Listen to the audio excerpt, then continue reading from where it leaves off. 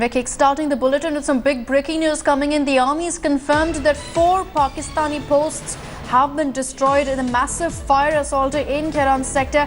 Heavy casualties have been inflicted. Let's go across to Jugal Rohith joining us on the phone lines with more details on this.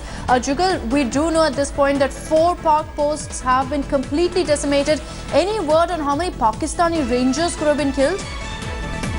Akshata, first and foremost, this is the part where the line of control is being spoken about and not the international border, which means that it will be the Pakistan Army which mans these posts and not the Pakistani Rangers. So that's the first point.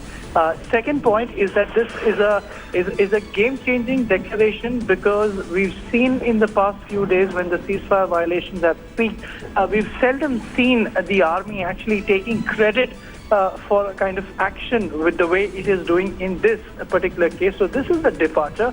Obviously, you can connect the dots, and given what took place yesterday, where we had seen 2 casualties and 1 mutilation, beheading of one of our jawans of the army in the same area in northern Kashmir. Keran is very close to the Machil sector, and these actually come into the northern Kashmir part of the state where the line of control runs.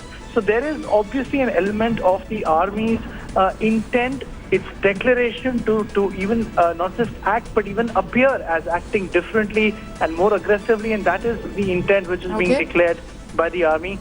The casualties are not being spoken about or specified in terms of numbers because it's not physically possible to do so immediately, but this is a departure, and of course it is more than a befitting reply that the army has given. Remember, yesterday the army had said that this act of mutilation, of beheading of the soldier, will invite appropriate retaliation. And it does seem that about the same time yesterday when we learned about the beheading, the army a day later tells us about how it has destroyed 4 posts and caused humongous casualties on the Pakistani army. Back to you. Jugal, thanks for joining us with those details.